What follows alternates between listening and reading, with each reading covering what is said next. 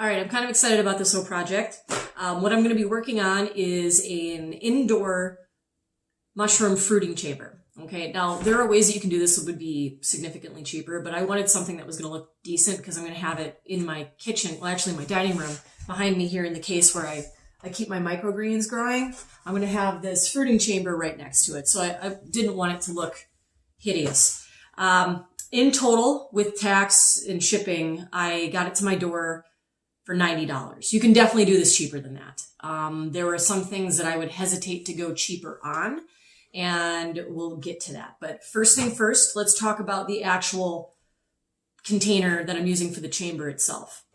So what I ordered was a propagation station or something they called it. I'll put a link in here to what I actually used. I'll also note on the screen how much each one of these parts cost individually. So let's take this apart. The bottom tray, this is not like super flimsy, like one of the black 10 by 20 seed starting trays like I have up here. It's not paper thin, so it's fairly thick, a little more rigid, so that's good. Then we have sides, which I have to put together. And then we have a lid. Give me a second because I just put all the pieces in here because they didn't come in a bag. They were just heat sealed into the plastic with the whole thing. So all the parts to this are plastic and some assembly is required. This is the dome lid that'll go on top. All right, so that's going to give me plenty of height to do this. Now I already popped off one of the vent plates that's on here. Very, very sturdy, by the way. I'll show you this one. And that is on there very flush. So you can control how much airflow goes in and out of here. I thought at first I was going to have to put like a filter or something to make sure this stays sealed, but really I think that'll be sufficient on its own. So what I'm going to do is the reason why I took the one off is because I'm going to put a fan on this side. There's certain things that you need for ideal mushroom fruiting, and those things are going to be airflow, humidity, light, and then temperature. Room temperature is fine. So you need those things in order to fruit your mushrooms, at least specifically oyster mushrooms, which is what I'm going to be doing indoors. Okay, so I'm going to put this together and I will get back to you after that, and then we'll go over the next parts. All right, it only took me about a minute or two to put this together. So what we have here now is my mushroom fruiting chamber. It's 3 pieces. You've got the base, okay, that green base. You've got this middle piece, and then you've got the dome. So for my purposes, I'm going to leave the clips that came with this off of it.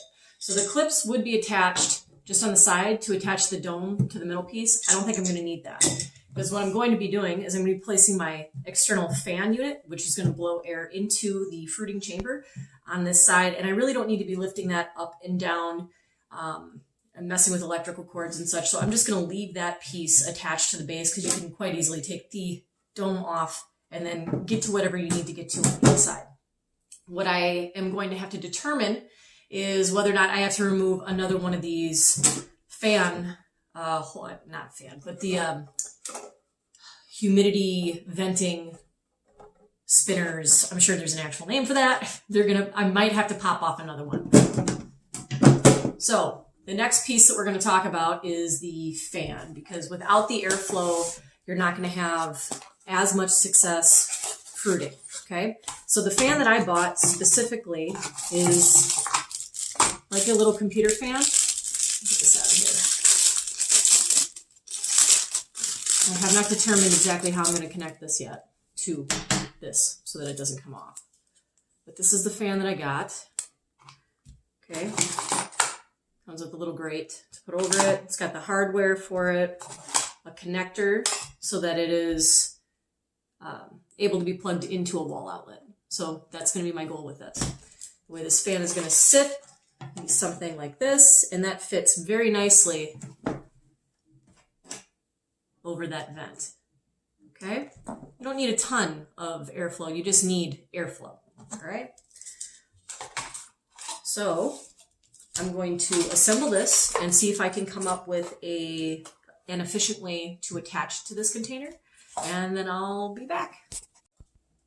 All right, so what I decided to do is I just drilled into the plastic. I used a 5 32" drill bit and drilled my holes, and I was able to mount my fan on the side of the fruiting chamber, okay?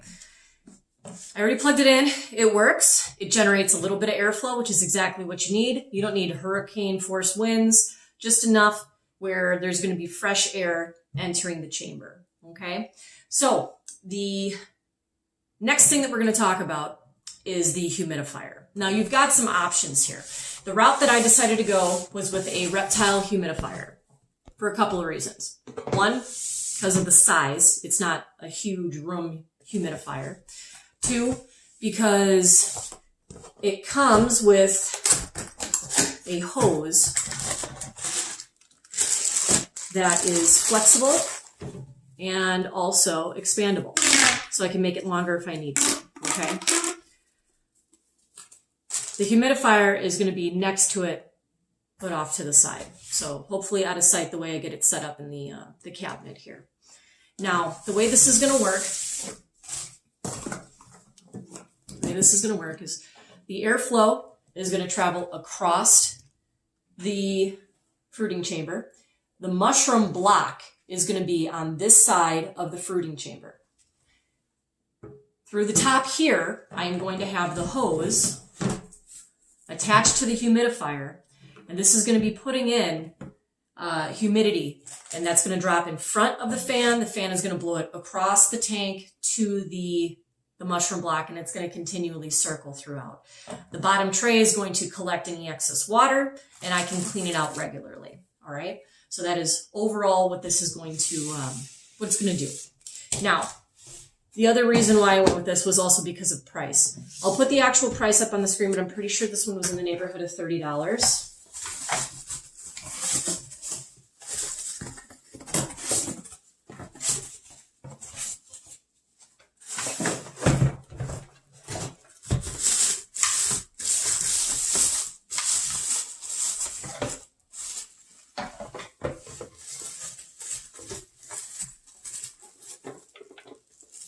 All right.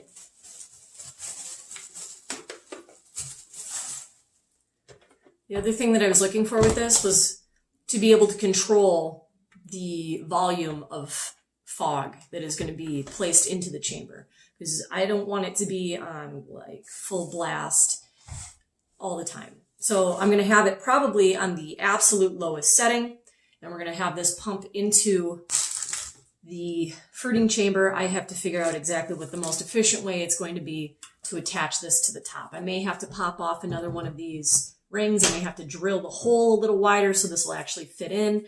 I have to play with it for a second here, figure out exactly what I want to do. All right. Now, there are cheaper ways to do this. Originally, what I was going to do is I was going to get one of the little pond foggers and place that in the bottom of the fruiting chamber and just fill the bottom of the fruiting chamber with water. So there'd be this constant cycle of fog, and then it would just fall back down into the water, and then you wouldn't have to replace water that much.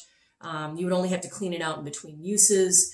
But those little foggers had a bunch of warnings where they can generate enough heat where they will melt plastic and could also potentially be a fire hazard. So I really didn't feel comfortable leaving that running all the time in my house.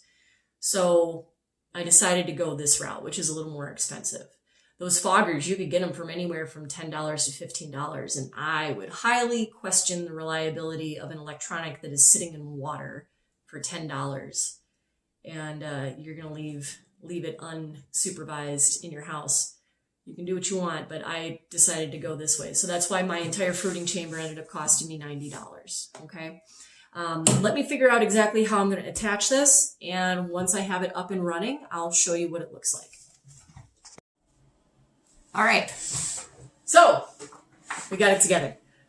What I chose to do was drill a hole through the top of the dome that was large enough that the hose could actually come into, and it's fairly snug fit, right? It's a flexible plastic, so I was able to pinch it and get it down into the hole. And then it's got a good fit there. The husband had an opportunity to use his hole saw, so he was a little excited about that. This is a 22 millimeter. That's what we use. If you happen to get the same thing, that'll work. We did not crack the plastic.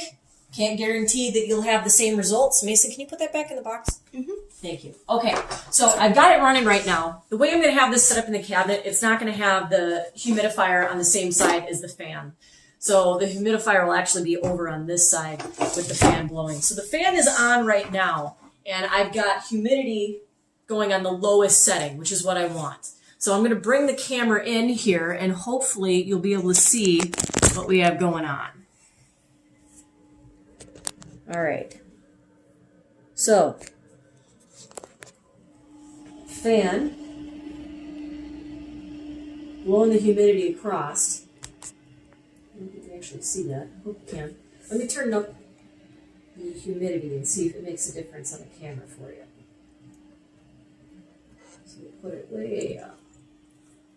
Here we go. Now I know you can see it. All right.